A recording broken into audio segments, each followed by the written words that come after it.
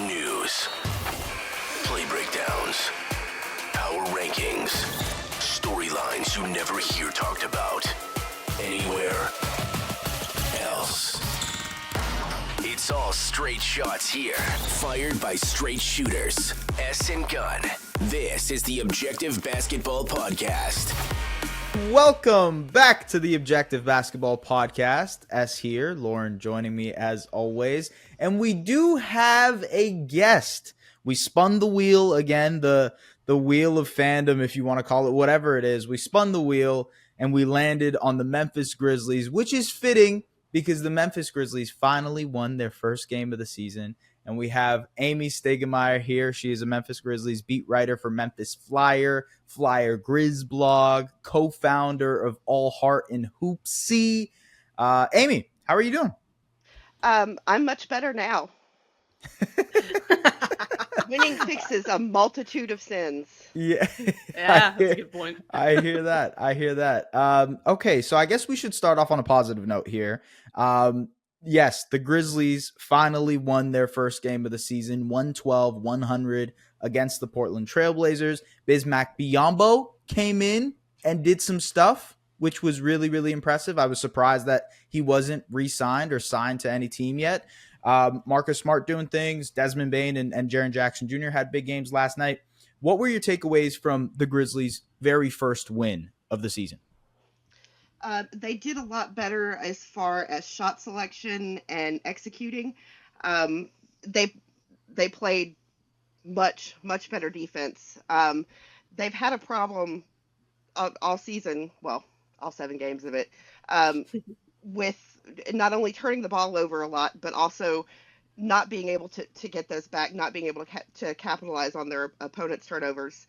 Mm-hmm. The game Friday against Portland, like the free throw disparity was like Portland shot 23 more free throws than Memphis did. Wow. And Portland outshot Memphis, which is, they're not historically a very good shooting team. This particular iteration of them, of course, right now really neither is Memphis. So I shouldn't say much, but we got a good look at healthy Luke Kennard making shots. I'm excited to see how Bismack Biyombo can slot in. They've had front court struggles since last season, but without Steven Adams, without Brandon Clark, right now they're missing 5 of their top 8 guys. Well, no, we got Santi back, but yeah, their bench has been horrible. Partly because half of their bench is their starters. Right. So, their starting lineup is 3 G Leaguers in a trench coat for part of it. I'm kidding, but I mean, I'm really not if you've watched some of the games, because there's been some really positive aspects to take away from all of them, but none of them they were able to put together a complete 48 minutes of basketball. And right. Friday night, they couldn't even do it with overtime help. So me and my writing partner, Jaren, who also covers the Grizzlies for the Flyer, if they didn't win last night, I'm pretty sure that Taylor Jenkins would get rowed out on rail at this point. the alarm bells would be, yeah, they'd be ringing. Yeah, so that's, I don't necessarily think that he's out of the hot seat yet, because some of his decision making as far as lineups go have not been fantastic. But some of that is also limited to the fact that they're down so many key players, and so they've got guys, they had all these rookies from last season, but none of them are really going to give you the kind of meaningful minutes that you need out of your core guys. And it's a different team without Ja. And I'll say it's a different team without Dillon Brooks too. Well, I'm glad you mentioned that. I am glad as a Dillon Brooks sympathizer. I'm glad you mentioned that, because I think he was important to this team. I think Tyus Jones was important to this team. And overall, if you think of the Grizzlies off seasons, the last 2 off seasons, losing Kyle Anderson 2 years ago, there has been a level of depth that has been lost from this team. And I think sometimes it goes right when you're trying to incorporate the younger guys in and there's already a system in place. And then sometimes, like right now, when there's guys missing, when you're missing multiple players and you're trying to bring along these guys a little bit quicker, there's going to be an adjustment period. And I think overall, like Lauren, we were talking about this off air a little bit, but right. just the young guys establishing themselves might be like a good thing in the long run, but not in the short term when you see the team struggling as it is right now. Yeah, development over winning is not a good strategy for a team that's trying to compete for a title. And up until the start of this season, and I'm trying to stay in my Zen, we're not panicking mode, because it could be worse. Right. Yeah. And like I said, winning cures a multitude of sins, so I'm not feeling quite as wow, they need to make some adjustments. But you're right, the past 2 summers they did lose. They lost Tyus, who when he played for us was hands down the best backup point guard in the league, and honestly Absolutely. would have been a starting point guard for any team that didn't have Ja Morant on it. But he had been able to kind of step up in Ja's absence. I think the reasoning over the summer, because Tyus wasn't ultimately in their long-term plans, and then there was the whole mess around Dylan Brooks. Right. I think Marcus Smart can be who Dylan Brooks thought he was, but I say this as an unequivocal Dylan Brooks stan. I feel like I've watched him grow up. He started in Memphis as a rookie, and you've seen his confidence grow, and he does a lot of good things defensively. So you put up with some of the boneheadedness that he does on offense. And sometimes that really, a couple of seasons ago, when Dylan scored 20 or more points, it was an automatic win. Unfortunately, it might take him 22 attempts to get those 20 points.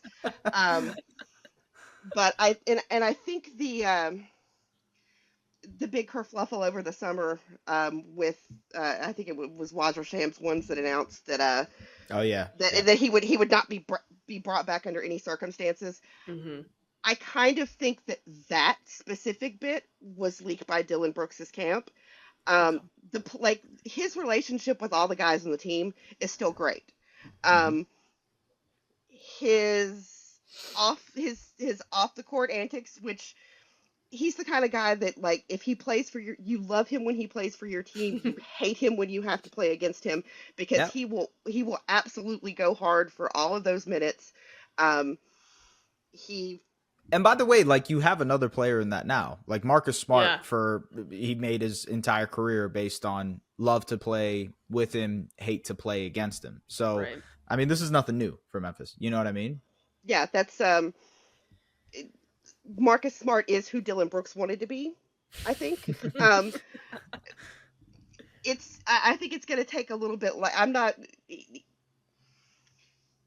He's not as I don't want to say as offensively skilled, because I think a lot more of Dylan Brooks than I think most people do, because I have watched his entire career in Memphis, and of course, nobody will work harder for a team than that guy, and he is the perfect sort of player for the kind of team that the Rockets are building now with all of the young guys.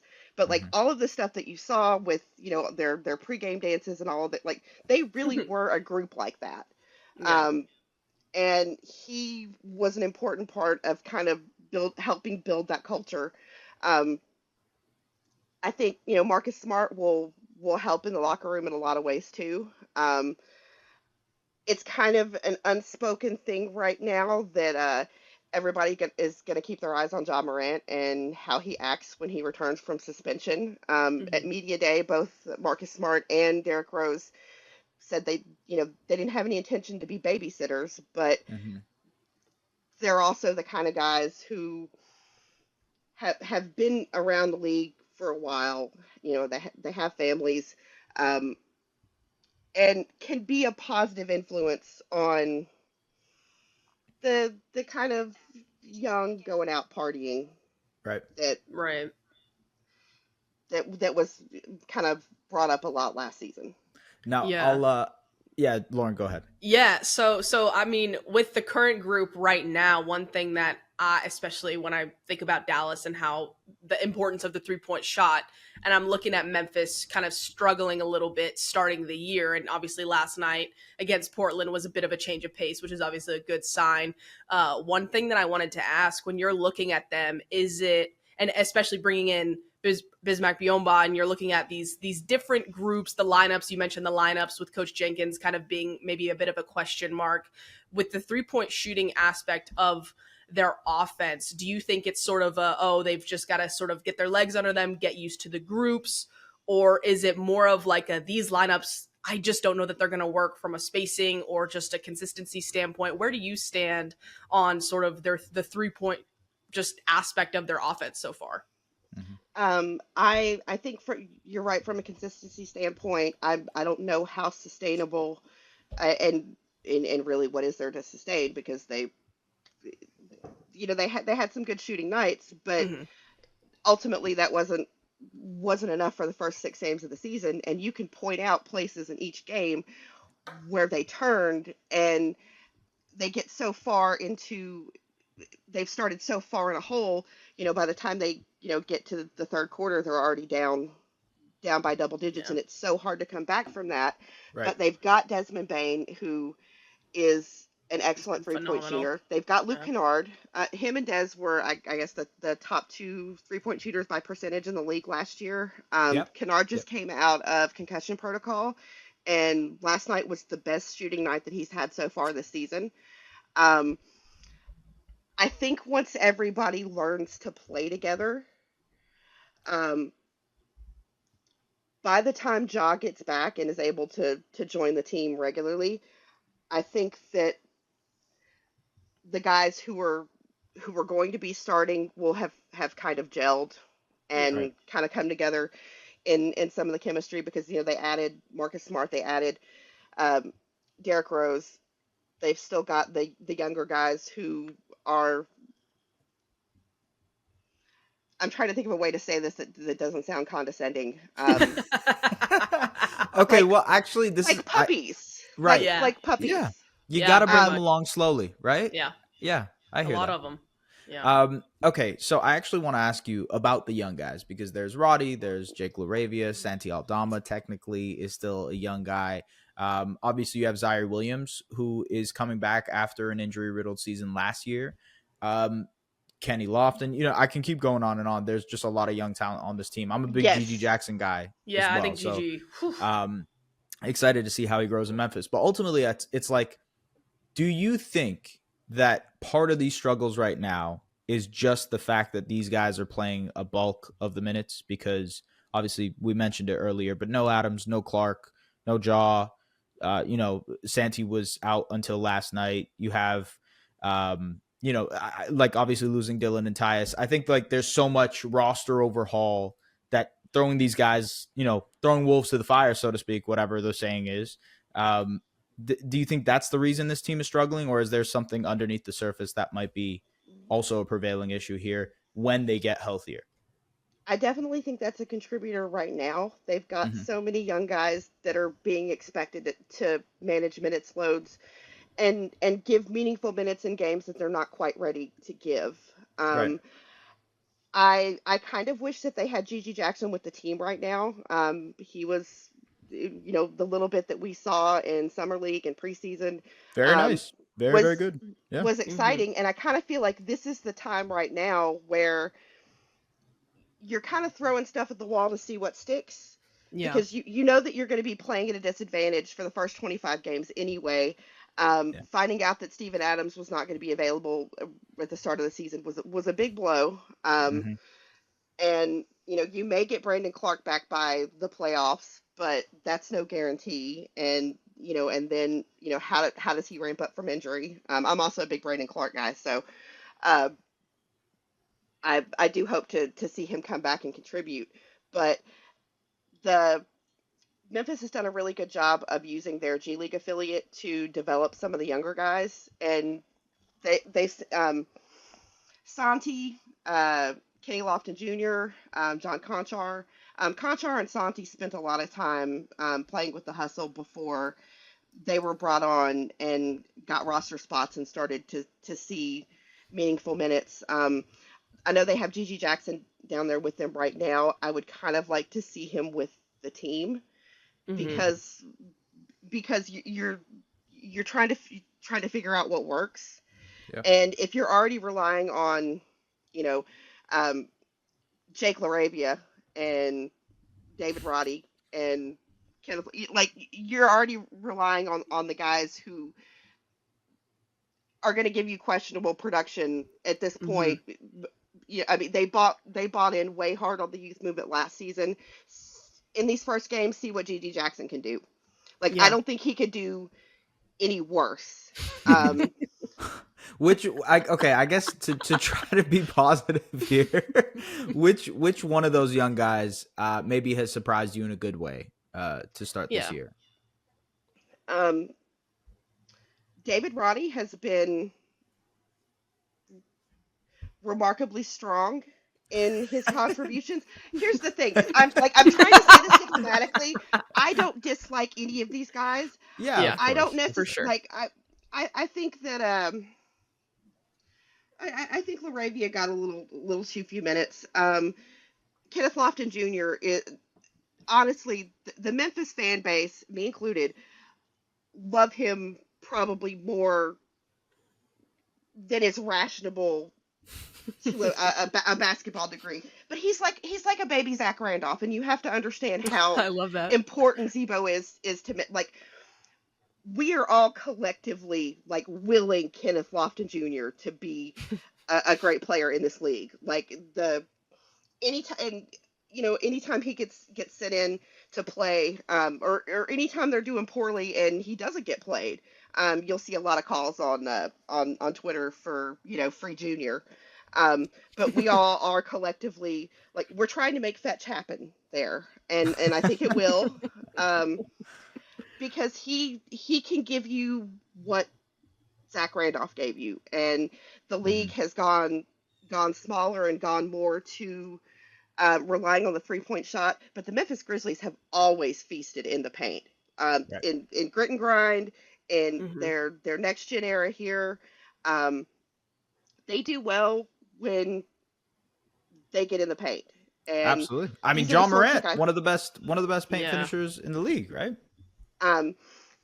Exactly. And I want, like, it's frustrating when you see them, like the other night, they took 54 threes. I think that was like a franchise high for like 3-point attempts ever.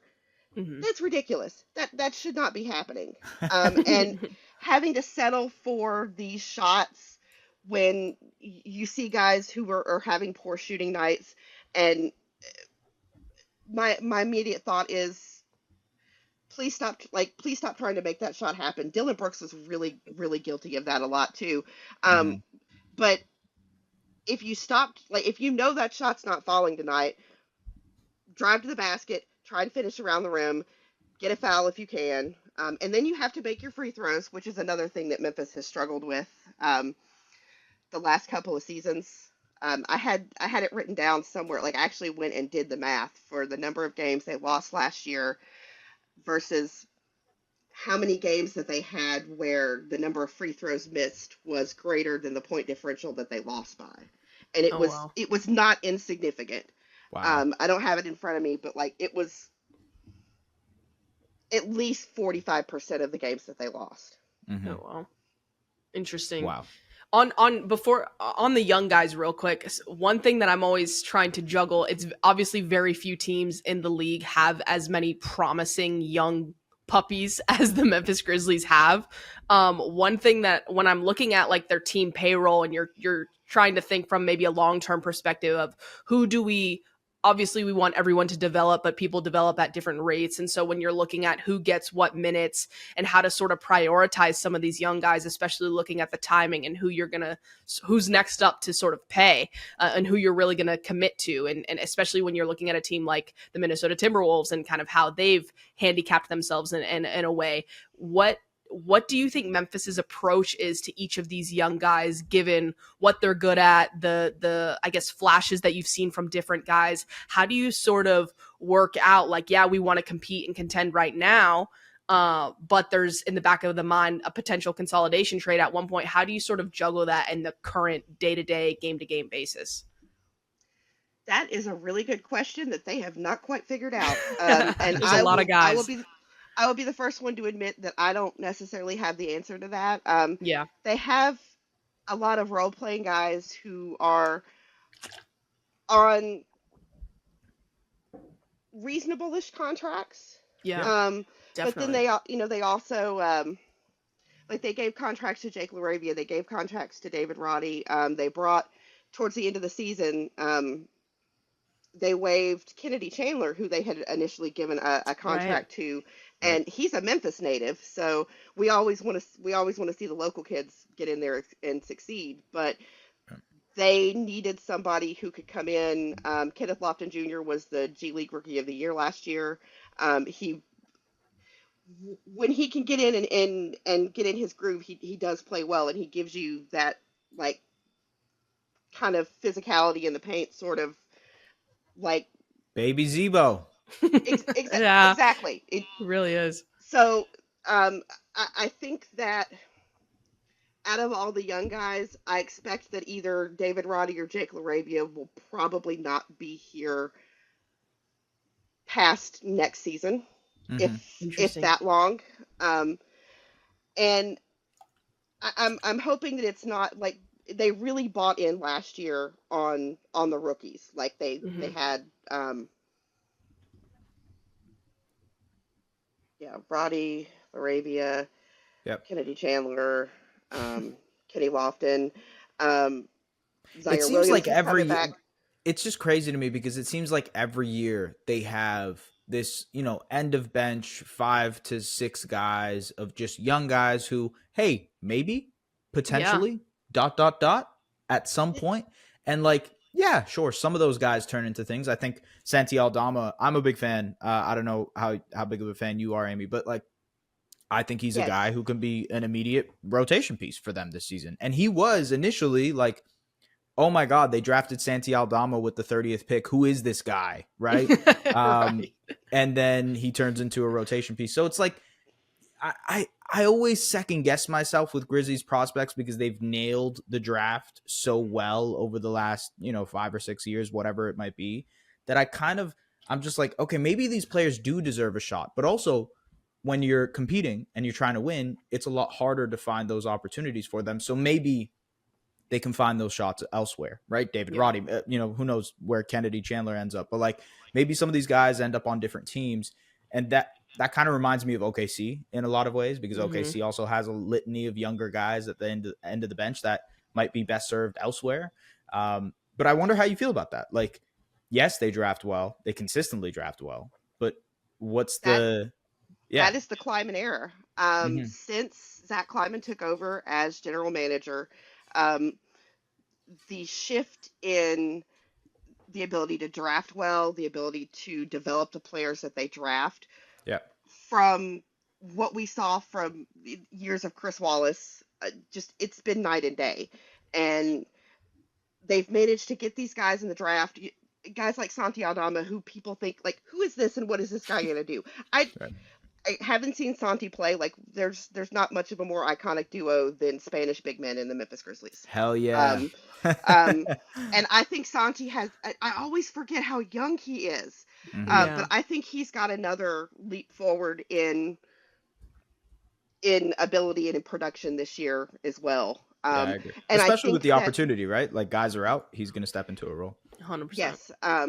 A healthy Santi has been really, really helpful for them. They're trying to find, I guess, the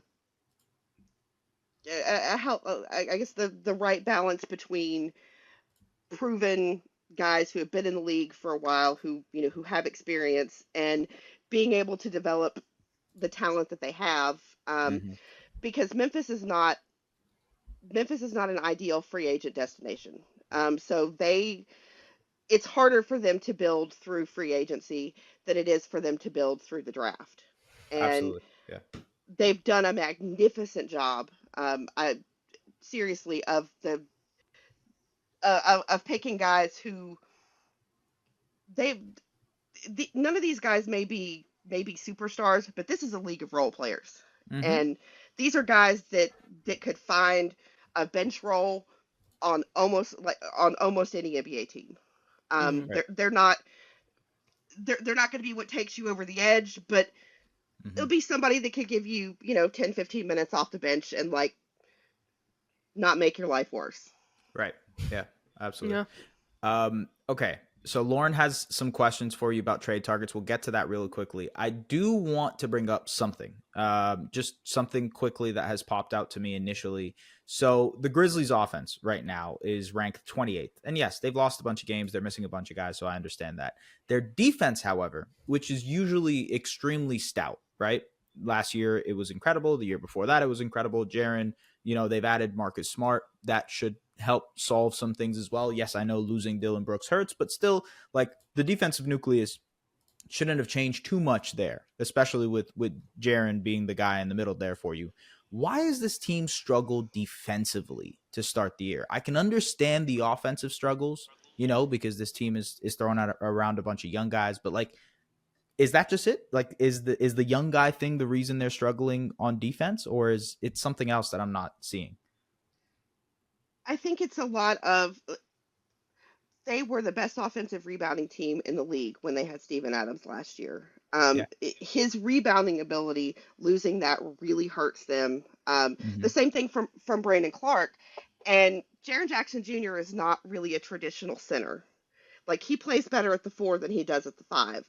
And so being able to keep him there and have someone who can play, that's ideally what Bismack Biyombo is going to provide. How that's going to work out beyond when Ja comes back, and because I don't think they don't have a roster spot to keep him once Ja comes back. So Right. I'm assuming somebody's going to have to get waived Mm. if that if they decide they want to keep him around. And I know it's only been one game, but they won. Yeah.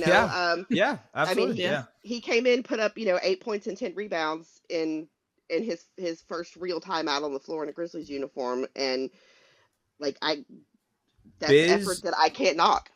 I'll say this just as a guy who has followed Biz for literally all of his career since he's been a Raptor, and he has consistently been exactly what you need him to be, in that he's a backup big man, will rebound the ball for you, will catch lobs for you, and that's about it. Like, he's gonna do his job, and he did that last year for Phoenix.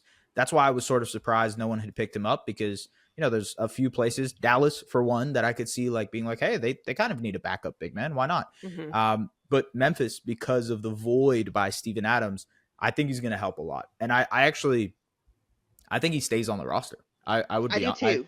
if I had to make a guess here, I would imagine he stays on the roster. Yeah, good Okay, pickup, Lauren, for sure. let's get to your trade targets, potential trade targets here Yes. for the 1-6 Grizzlies. I mean, like, I can't say this enough. It's a weird start to the season because I was really high on the Grizzlies. Aimee, I'm sure you saw that on Me the too. timeline. I was very, very high on the Grizzlies going into this season. I thought the Marcus Smart trade really, made sense in the larger picture of everything. And who knows, when Ja Morant comes back, they're 7 games into the 25-game suspension. We'll see what happens after 25 games. And once he comes back, how this team kind of coalesces all together. But ultimately, yeah, there might be some movement. There might be an opportunity for a trade or two to make this team go from, a very, very solid championship contender to, hey, maybe they're at the front of this race now. So, Lauren, talk to me. What do we got?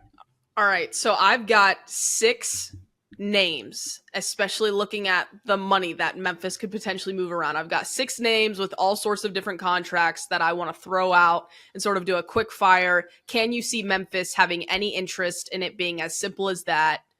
can you see them looking at it and potentially going for it? Yes or no? Sound good? Absolutely.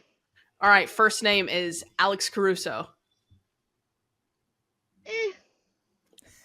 Doesn't move the needle for you. No, not really. No. I like it. Okay, fair enough. Fair enough. Number pushing, 2. We're going to keep it going then. Sorry, Alex. Okay, next one is OG Anunoby. Yes. Okay. We will. Okay. We will. We will. Happily, huh? Yeah, of course Happily. you will. Of course you will. Okay. I have a feeling I know where this next one's going to go, but I got Zach LaVine for you. Yes, actually. If they could make the money work in a way that made sense. Zach LaVine is a fun player, and I think that he's kind of wasting on the vine where he is. Well, yeah, you got that right for sure. Look, he won me over with his dunk contest and Space Jam and the Quad City DJs. Like, that's still in my head. I'm old, so that I was like, yes. Okay. But no, he's the kind of guy that I could see them going after. He's an effort guy, and they need that. And he's certainly not. He's not going to bring Chicago into relevance. I'm with you. I'm with you. Okay, give a next one. Next one, and mind you, some of these are some buy low options, so I apologize here. But the next one I've got for you is New York Knicks Julius Randle. Oh, ooh, buy low, buy real low, and buy immensely low. Yes. Yeah. Oof. If I think about in terms of the they could get him at a great discount, and I don't think of who they have to get rid of to bring him in. Like,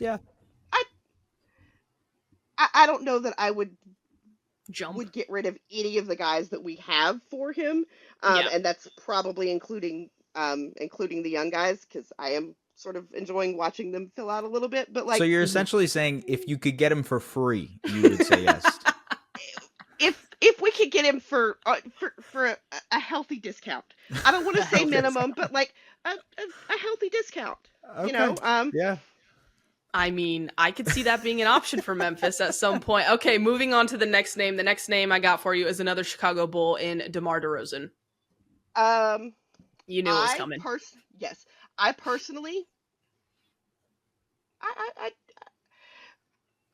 I don't know what his contract looks like, so I don't know like what he's getting paid right now. Like, I'm sitting here scrolling through Basketball Reference, like, where is his contract info?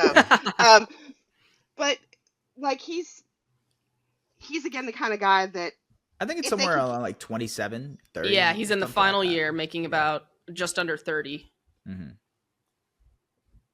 28.6. Yeah, you probably will have to pay him though. That's the thing. If you want to trade for him, you're gonna have to pay him. So it'd be like give up, match the money, not take on a whole lot, and then have to pay him. Yeah. I think that if they are still struggling on the wing, like they have been by the time the trade deadline comes around, like I'd say, and again, this is making sure that like seeing who's available, seeing what, like, they could probably do worse than DeMar DeRozan. Yeah, I like DeRozan as a player, so like I personally wouldn't be mad at it. But I don't know that I want them to pay him that much. Yeah, I'll be curious what that next contract looks like. Same. Yeah, me too. It'll be interesting. Do you have another one? I got one final one. All right. And I feel like it could be a very split thing amongst a lot of Memphis people, but considering Jaren Jackson's success as a defensive guy, could you pair him with one Karl Anthony Townes? Oh man, I have a lot of Minnesota friends. Ooh. This is really okay. This is hard for me.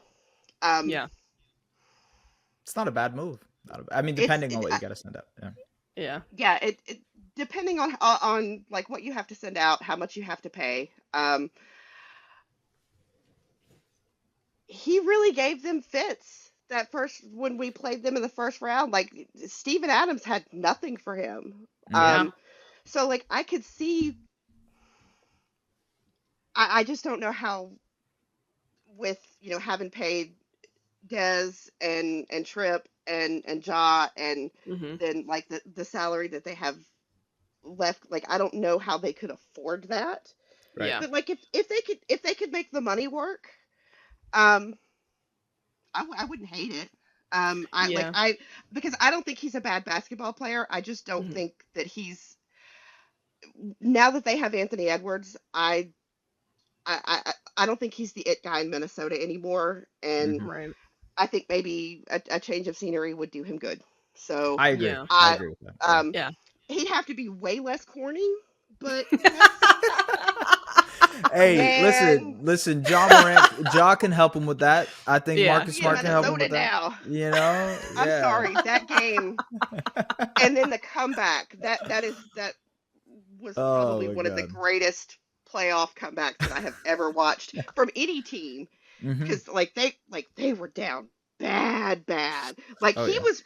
was really right to be like, we in Minnesota now. Like and then they scored like 50 points on them like straight, something ridiculous like that. I don't remember what it was exactly, but like they came down from like bad down. Yeah. Yeah. But yeah, I could see him being the sort of guy that in a new situation. Yeah. Yeah, Okay. I think what fascinates me about Memphis as a destination for Karl Anthony Townes, everyone is kind of looking at like, oh, New York could not have to pay that much and go after him. I think Memphis is in a very similar situation where even if they find themselves as a second apron team, all of the sort of restrictions, obviously the restrictions suck, but they've already got these young guys. They don't really have to necessarily pivot a lot. I think that they would still find themselves with some depth, with a youth movement to continue to develop. And I just don't think the price would be that high. And considering the pieces that you have around him, I think Memphis would be one of the desirable fits for Karl Anthony Townes. I think it really would just come down to how interested are they in him, and do they feel like that would be the final piece of the puzzle that gets them there, and where does that lead them? You know what, I don't think I disagree with any of that. I'm not sure if I think he would be like the needle mover, but I think he could be a needle mover. I'm with you. Him and Anunoby, I think I would feel feel the best about. And again, I think he's just not going to be able to do any more in Minnesota than he has. I think there's probably some chemistry issues now. And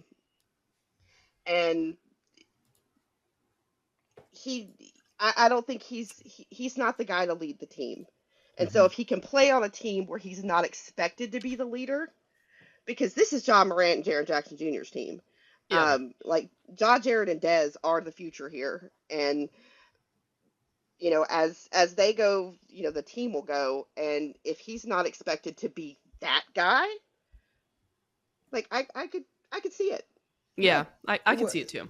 The money would be tough and all that stuff like that. I think that's the hurdle there. I just don't know what salary they throw out for 47, whatever the amount is for Karl Anthony Townes. Okay, Aimee, before we get out of here, the Grizzlies are currently 1-6. Okay, I don't know when the next time we'll be able to talk to you is. Hopefully soon. We loved having you on, but I did want to ask you, what do you think the final win total is for this Memphis Grizzlies team after 82 games? Oof. I don't think they win 50 this year. Okay, fair. That's fair. Like I want to feel that positive, but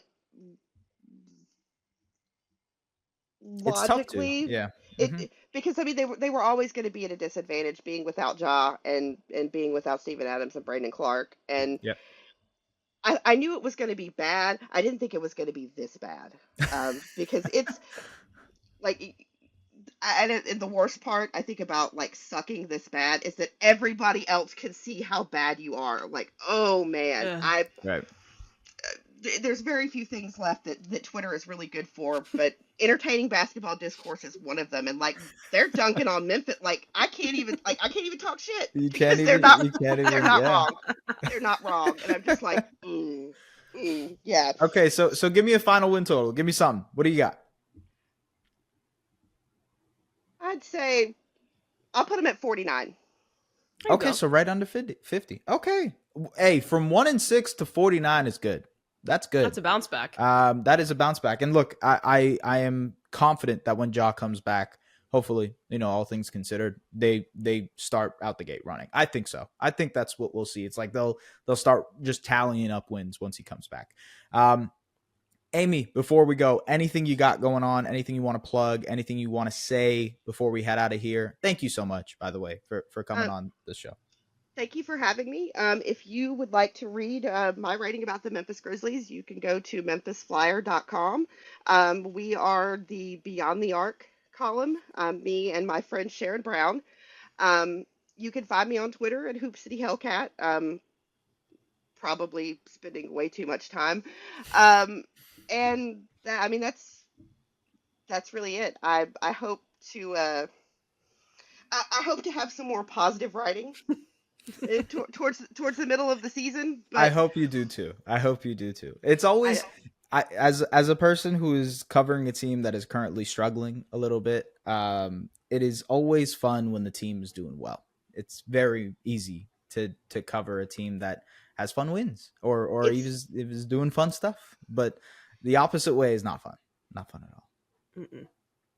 Oh man, I totally forgot you guys had Yuta for a couple of years. Yes. I know you have to go, Yeah. but No, you're right. You're right.